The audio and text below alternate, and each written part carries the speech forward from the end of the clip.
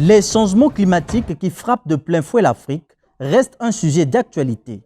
Il n'a jamais été aussi urgent d'agir. Les pays africains devraient dresser un canevas d'actions à mener pour atténuer les impacts collatéraux dont les populations en sont victimes.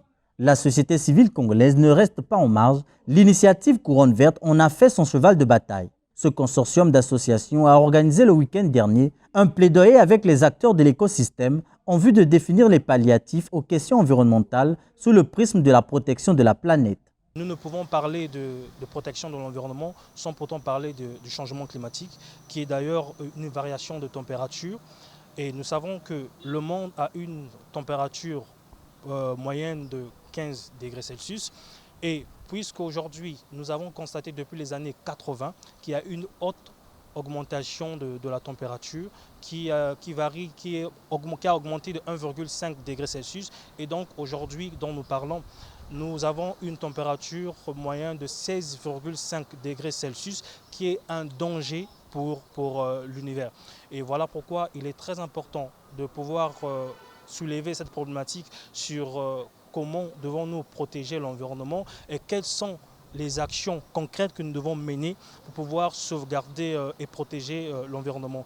L'urgence climatique aujourd'hui devrait interpeller toutes les couches sociales, les gouvernants, y compris les acteurs impliqués à la cause. Ça commence par le respect des lois, parce que nous sommes conscients que nous avons des lois qui sont initiées dans le cadre de la protection de l'environnement.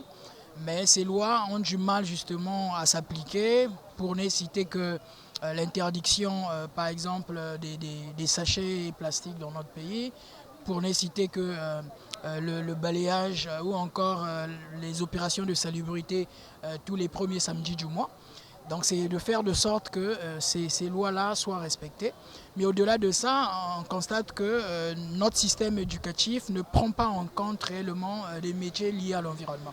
Comme vous le savez, notre pays, le Congo, a ce privilège-là d'abriter le bassin du Congo et qu'aujourd'hui, le bassin du Congo représente l'espoir de l'humanité tout entière. Et ça serait donc intéressant que les populations justement congolaises soient initiées sur des questions environnementales, soient formées sur ces questions-là, parce qu'il s'agit de la survie de l'humanité.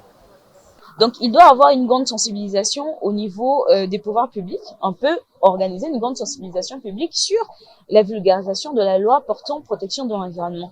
Ensuite, les responsabilités sociétales, on s'est dit, on voudrait par exemple que, comme la première des choses avant de blâmer, c'est sensibiliser, que les structures qui œuvrent pour la vulgarisation de l'information, donc les médias, puissent accompagner les structures, donc nous, les sociétés civiles, en termes de communication, pour nous permettre de mieux sensibiliser. L'initiative Couronne Verte, qui est en première ligne sur les problématiques environnementales en République du Congo, s'achève en fin juillet avec la désignation des ambassadeurs qui vont se substituer en porte-parole des questions écologiques.